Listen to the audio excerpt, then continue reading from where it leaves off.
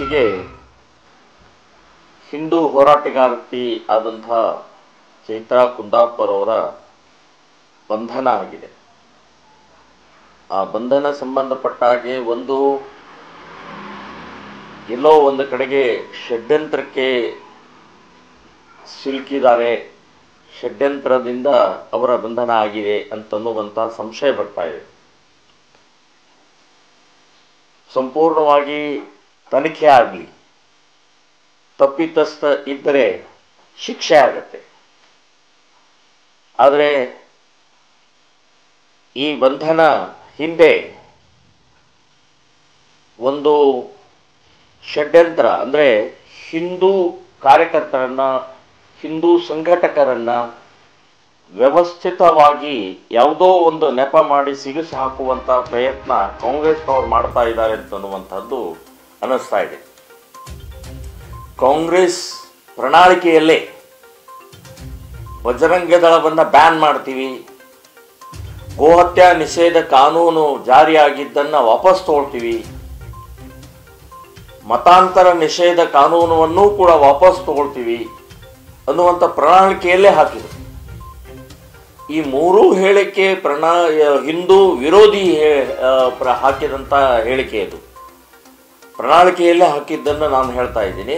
ಅದು ಹಿಂದೂ ವಿರೋಧಿ. ಇದು ಮತಾಂತರ ಮಾಡಿ ಅಂತನಾ, ಗೋಹತ್ಯೆ ಮಾಡಿ ಅಂತನಾ? ಮತ್ತು ಬಜರಂಗ ದಳ ಯಾವ ಹಿನ್ನೆಲೆಯಲ್ಲಿ? ಬಜರಂಗ ದಳ ಒಂದು ನೆಪ ಅಷ್ಟೇ. ಹಿಂದೂ ಸಂಘಟನೆಗಳನ್ನು ಬ್ಯಾನ್ ಮಾಡ್ತೀವಿ ಅಂತ ಹೇಳಿದಾಗೆ. ಸೊ ಇದೆಲ್ಲವನ್ನು ನೋಡಿದರೆ ಆಮೇಲೆ ಬಂದ ತಕ್ಷಣನೇ ಚಕ್ರವರ್ತಿ ಸೂಲಿಬೆಲೆ ಇರ್ಬೋದು ಅಥವಾ ಇನ್ನಿತರೆ ಕಾರ್ಯಕರ್ತರು ಯಾರಾದರೂ ಟ್ವಿಟರ್ನಲ್ಲಿ, ಯಾರಾದರೂ ಫೇಸ್ಬುಕ್ನಲ್ಲಿ, ವಾಟ್ಸಪ್ನಲ್ಲಿ ಏನಾದರೂ ವಿಷಯ ಹಾಕಿದರೆ ತಕ್ಷಣ ಕ್ರಮ ತಗೊಳ್ಳುವಂಥ ಪ್ರಕ್ರಿಯೆ ನಡೀತಾ ಇದೆ.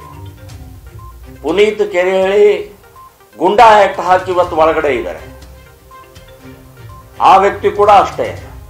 ಗುಂಡಾ ಆ್ಯಕ್ಟ್ ಹಾಕುವಂಥ ಕಾರಣ ಏನೇನೂ ಇಲ್ಲ.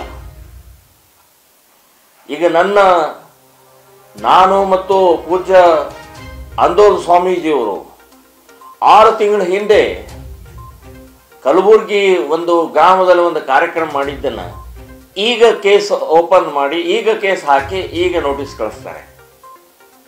ಸೊ ಹೀಗೆ ಅನೇಕ ಕರ್ನಾಟಕ ರಾಜ್ಯದ ಪ್ರಸಂಗಗಳನ್ನು ನೋಡಿದರೆ ಸೊ ಹಿಂದೂ ವಿರೋಧಿ ವ್ಯವಸ್ಥಿತವಾಗಿ ಒಳಗಡೆಯಿಂದ ಪಿತೂರಿ ನಡೀತಾ ಇದೆ ಅಂತನೂ ಅನ್ನಿಸ್ತಾ ಇದೆ. ಹಾಗಾಗಿ ಚೈತ್ರಾ ಕುಂದಾಪುರ್ ಅವರ ಈ ಕೃತ್ಯದ ಹಿಂದೆ ಎಲ್ಲೋ ಒಂದು ಕಡೆಗೆ ಸಂಶಯಾತ್ಮಕವಾದಂಥ ವಿಷಯಗಳಿದ್ದಾವೆ.